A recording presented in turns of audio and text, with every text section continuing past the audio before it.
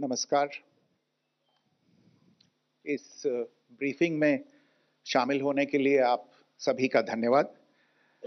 जैसा कि आप सभी जानते हैं, 22 अप्रैल 2025 को लश्कर-ए-तैयबा से संबंधित पाकिस्तानी और पाकिस्तान प्रशिक्षित आतंकवादियों ने भारत में जम्मू और कश्मीर के पहलगाम में भारतीय पर्यटकों पर बर्बरतापूर्ण हमला किया।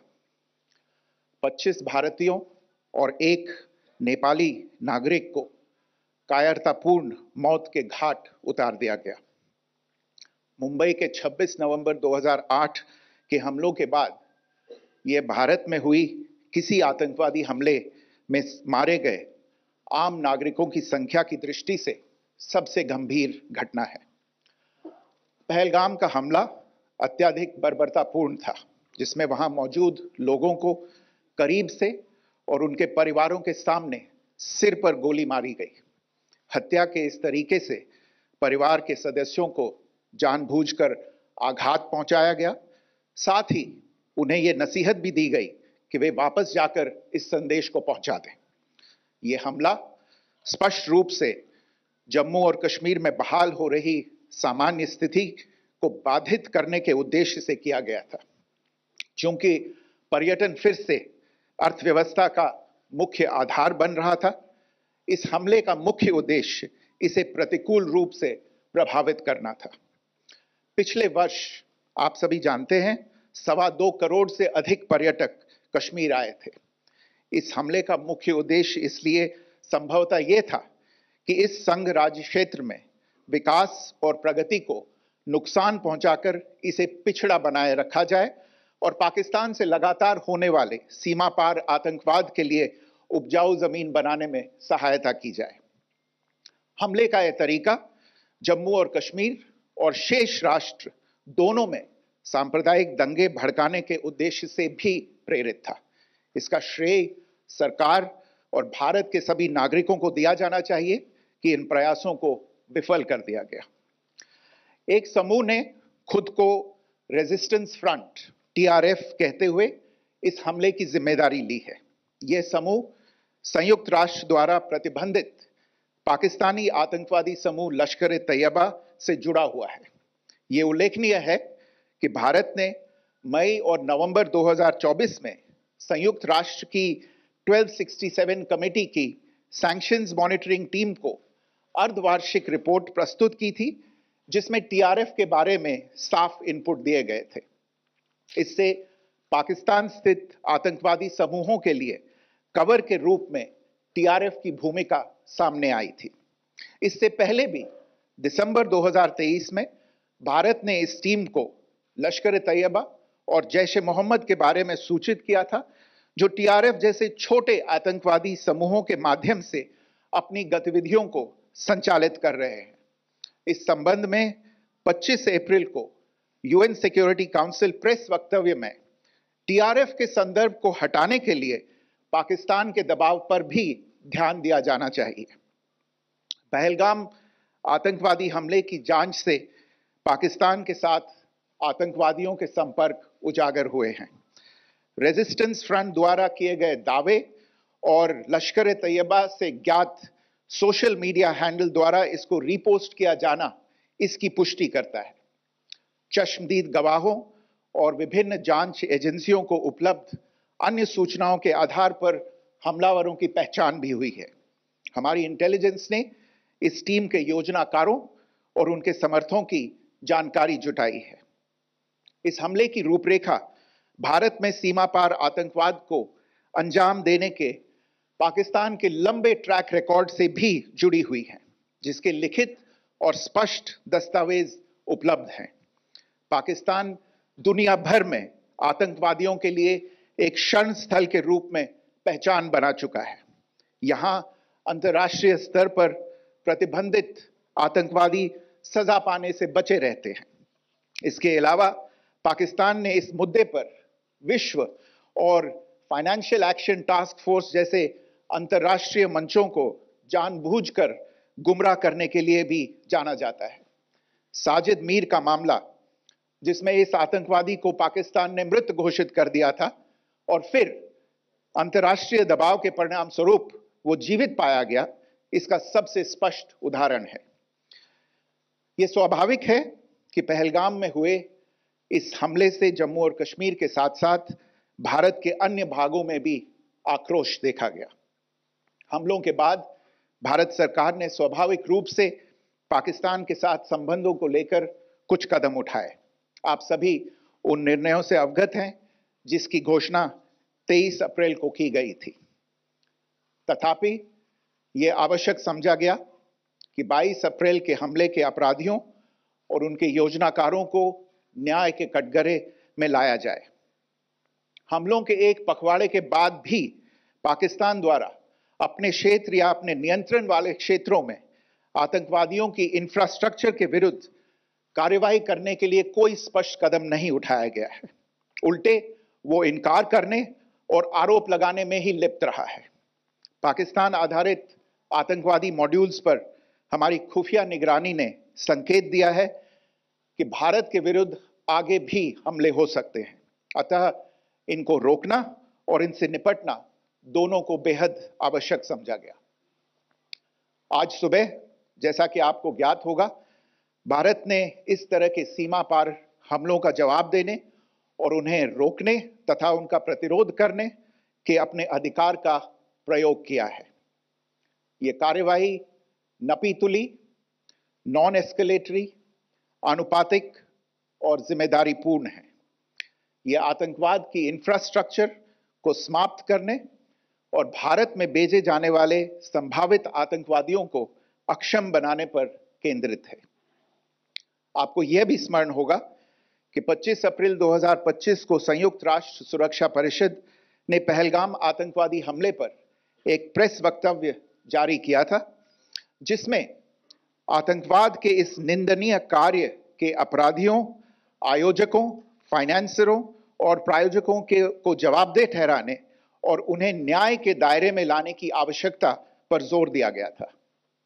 भारत की आज की इस कार्रवाई को इसी संदर्भ में देखा जाना चाहिए। Good morning. Thank you all for joining this briefing. As you are all aware, on April 22, 2025, Pakistani and Pakistan-trained terrorists belonging to the Lashkar-e-Taiba carried out a savage attack on Indian tourists at Pahalgam in Jammu and Kashmir in India. They murdered 26 people, including one national of Nepal, causing the largest number of civilian casualties in a terrorist attack in India since the 26 November 2008 attacks in Mumbai. The attack in Pahalgam was marked by extreme barbarity, with the victims mostly killed with headshots from close range and in front of their families. Family members were deliberately traumatized through the manner of the killing, accompanied by the exhortation that they should take back the message. The attack was clearly driven by the objective of undermining the normalcy returning to Jammu and Kashmir. In particular, it was designed to impact the mainstay of the economy, tourism, with a record 23 million tourists visiting the valley last year. The calculation, presumably, was that harming growth and development in the Union Territory would help keep it backward and create fertile ground for continued cross-border terrorism from Pakistan. The manner of the attack was also driven by an objective of provoking communal discord, both in Jammu and Kashmir and the rest of the nation. It is to the credit of the government and the people of India that these designs were foiled. A group calling itself the Resistance Front has claimed responsibility for the attack. This group is a front for the UN-proscribed Pakistani terrorist group Lashkar-e-Taiba. It is notable that India had given inputs about the TRF in the half-yearly report to the monitoring team of the UN's 1267 Sanctions Committee in May and November 2024, bringing out its role as a cover for Pakistan-based terrorist groups. Earlier too, in December 2023, India had informed the monitoring team about Lashkar and Jaish-e-Mohammed operating through small terror groups such as the TRF. Pakistan's pressure to remove references to TRF in the April 25 UN Security Council press statement is notable in this regard. Investigations into the Pahalgam terror attack have brought out the communication notes of terrorists in and to Pakistan. The claims made by the Resistance Front and their reposting by known social media handles of the Lashkar-e-Taiba speak for themselves. Identification of the attackers based on eyewitness accounts as well as other information available to law enforcement agencies has also progressed. Our intelligence has developed an accurate picture of the planners and backers of this team. The features of this attack also tie in with Pakistan's long track record of perpetrating cross-border terrorism in India, which is well documented and beyond question. Pakistan also has a well-deserved reputation as a haven for terrorists from around the world, with internationally proscribed terrorists enjoying impunity there. In addition, Pakistan has been known to willfully mislead the world and international forums, such as the Financial Action Task Force, on this issue. The Sajid Mir case, in which this terrorist was declared dead and then, in response to international pressure, brought back to life, found alive and arrested, is the most glaring example. The latest attack in Pahalgam has understandably generated deep anger in Jammu and Kashmir and in other parts of India. Following the attacks, the government of India naturally responded with a set of initial measures relating to our engagement with Pakistan. You're all aware of the decisions that were announced on the 23rd of April.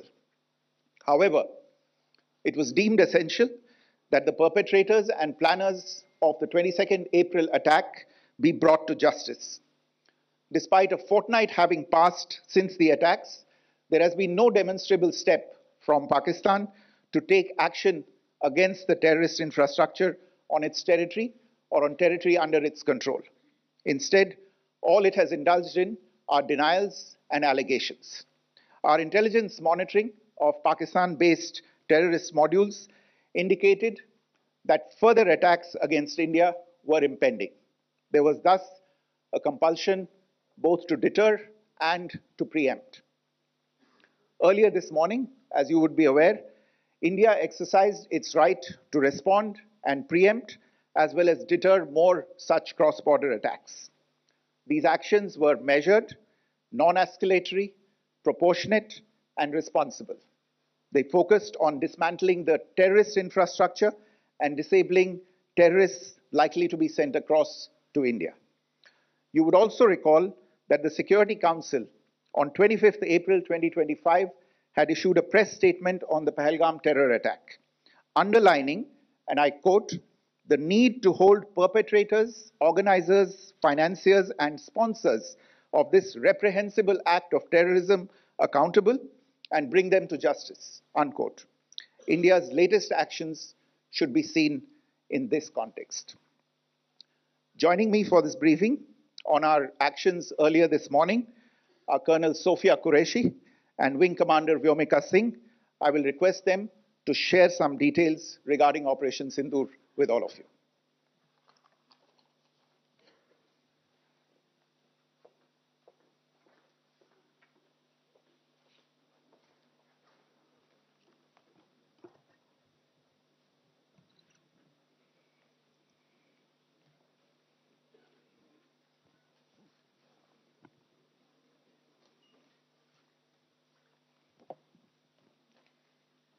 सुप्रभात देवियों और सज्जनों, मैं colonel Sophia Qureshi और मेरे साथ wing commander Vyomika Singh आज आपको 6 से 7 मई 2025 की रात 1:05 से 1:30 बजे के बीच भारतीय सशस्त्र बलों द्वारा अंजाम दिए गए ऑपरेशन सिंदूर के बारे में जानकारी देंगे। ऑपरेशन सिंदूर 22 अप्रैल को पहलगाम में हुए विभत्स आतंकवादी हमले के शिकार मासूम नागरिकों व उनके परिवारों को न्याय देने के लिए लॉन्च किया गया था। इस कार्रवाई में 9 टेररिस्ट कैंप्स को टारगेट किया गया और पूरी तरह से इसे बर्बाद किया गया। पाकिस्तान में पिछले 3 दशकों से टेरर इंफ्रास्ट्रक्चर का निर्माण हो रहा है। इसमें recruitment, indoctrination centres, training areas व लॉन्च पैड शामिल थे, जो पाकिस्तान और पाक अधिकृत जम्मू कश्मीर POJK दोनों में फैले हैं। Operation Sindoor was launched by Indian Armed Forces to deliver justice to the victims of Pahalgam terror attack and their families. 9 terrorist camps were targeted and successfully destroyed. Over the last 3 decades, Pakistan has systematically built terror infrastructure. It is a complex web of recruitment and indoctrination centers, training areas for initial and refresher courses, and launch pads for handlers. These camps are located both in Pakistan as well as Pakistan-occupied Jammu and Kashmir areas. Some of the well-known training camps are located, as you can see on the screen. They are distributed from Savai Nala in the north, counting to approximately 21, ending at Bhagalpur to the south. इन लक्ष्यों का चयन विश्वसनीय intelligence सूचनाओं के आधार पर हुआ ताकि आतंक गतिविधियों की रीढ़ तोड़ी जा सके, और यह खास ध्यान दिया गया कि निर्दोष नागरिकों और सिविलियन इंस्टॉलेशन को नुकसान न पहुंचे।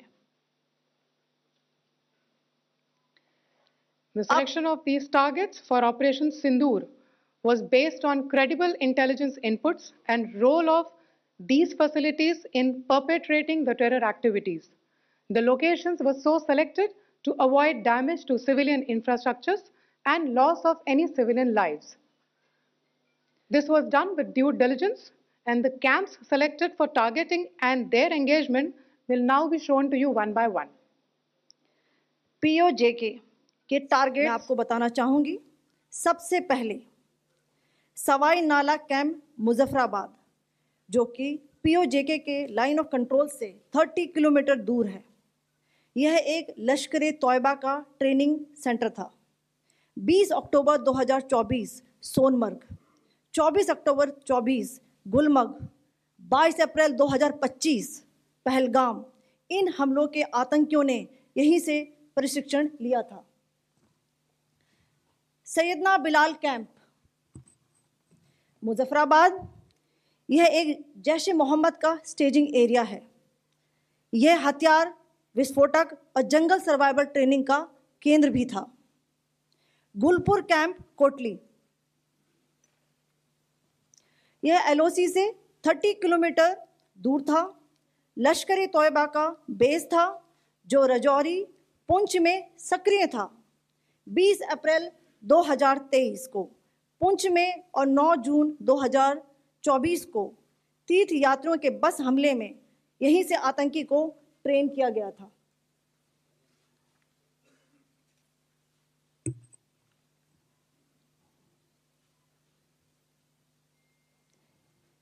बरनाला कैंप बिम्बर, ये LOC से 9 किलोमीटर दूर है। यहाँ पर हथियार, हैंडलिंग, IED व जंगल सर्वाइवल का प्रशिक्षण केंद्र था। अब्बास कैंप कोटली,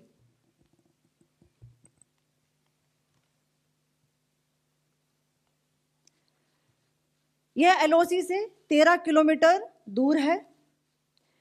लश्कर-ए-तौयबा का फिदाइन यहाँ तैयार होता था।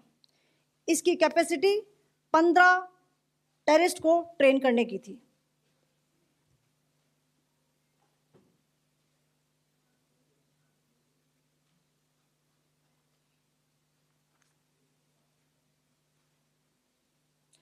अब मैं पाकिस्तान के अंदर के टारगेट से अवगत कराना चाहूंगी। पहला, सर्जिकल कैंप सियालकोट। यह अंतर्राष्ट्रीय सीमा से 6 किलोमीटर की दूरी पर है, सांबा कठुआ के सामने।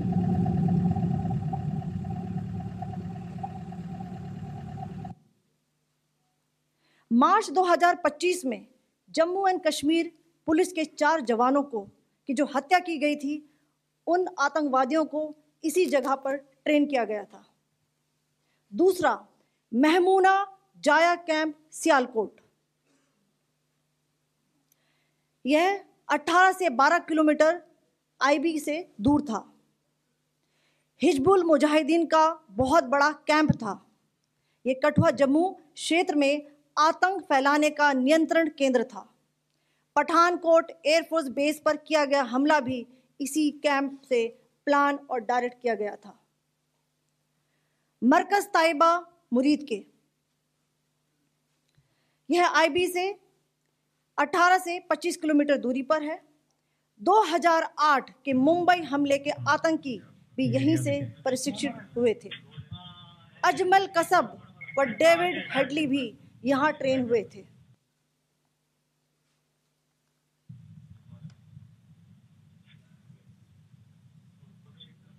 आगे दूसरा आया।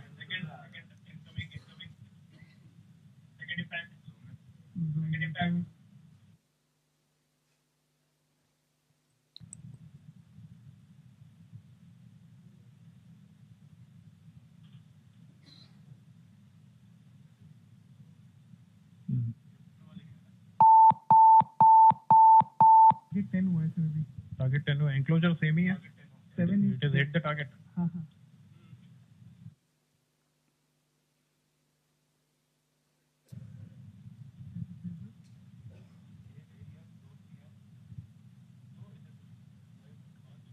हो गया सर।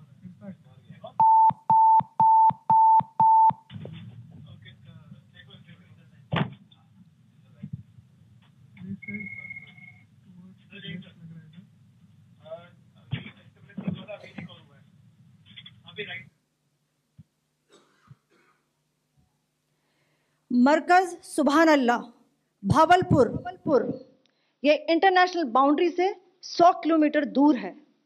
जैश ए मोहम्मद का मुख्यालय था। यहाँ पर रिक्रूटमेंट, ट्रेनिंग व इंडोक्ट्रिनेशन का केंद्र भी था। शीर्ष आतंकी अक्सर यहाँ आते थे। मैं आप सबको बताना चाहती हूँ कि किसी भी सैन्य ठिकाने का निशाना नहीं बनाया गया और अभी तक किसी तरह की नागरिक क्षति की रिपोर्ट नहीं है। धन्यवाद। जय Hind. The strike on the terror camps were undertaken through precision capability, as shown to you. A niche technology weapons with careful selection of warheads was ensured so that there will be no collateral damage. The point of impact in each of the target was a specific building or a group of buildings. All the targets were neutralized with clinical efficiency, and the results reiterate the professionalism of the Indian Armed Forces in the planning and execution of their operations. No military establishments were targeted. India has demonstrated considerable restraint in its response. However, it must be said that the Indian Armed Forces are fully prepared to respond to Pakistani misadventures, if any, that will escalate this situation. Jai Hind, and thank you very much. Ladies and gentlemen, friends in the media, I ask your indulgence today in view of the fact that this is still an evolving situation. We will therefore not be able to take questions and answers today, but we will come back for more updates and more briefings shortly. Thank you all very much for joining us this morning. Thank you. Jai Hind.